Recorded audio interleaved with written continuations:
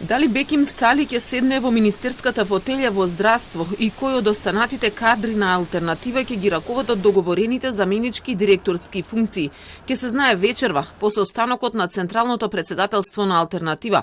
Седницата беше договорена кусо по предлогот на опозицијскиот лидер Христијан Мицкоски, токму Гаши да биде мандатар на идна техничка влада. Алтернатива го одби предлогот со образложение дека во тек е друг процес, односно дека остануваат на договореното со Заев за влез во владата.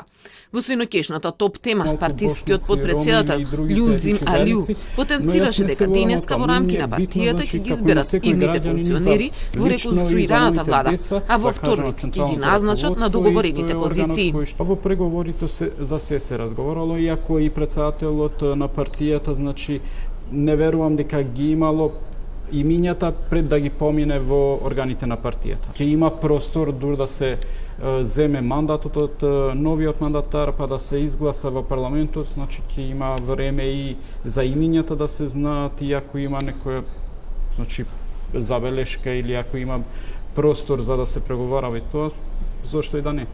Одбивањето на предлогот Гаши да биде идниот мандатар во техничката влада, што ја побара ВМРО ДПМН, за опозицијската партија е доказ дека на владината коалиција единствено и се важни наместените тендери, а не решавање на реалните проблеми во државата.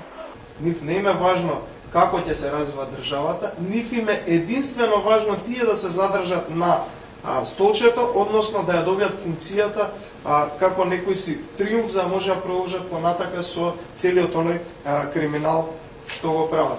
Напротив, од сето тоа ВМРО ДПМН со новиот договор, со новата доктрина и со новата политика согласно новото време промовира нешто сосема поразлично, тоа е издигнување на Република Македонија, а тоа би отпочнало веднаш по новите предвремени парламентарни избори.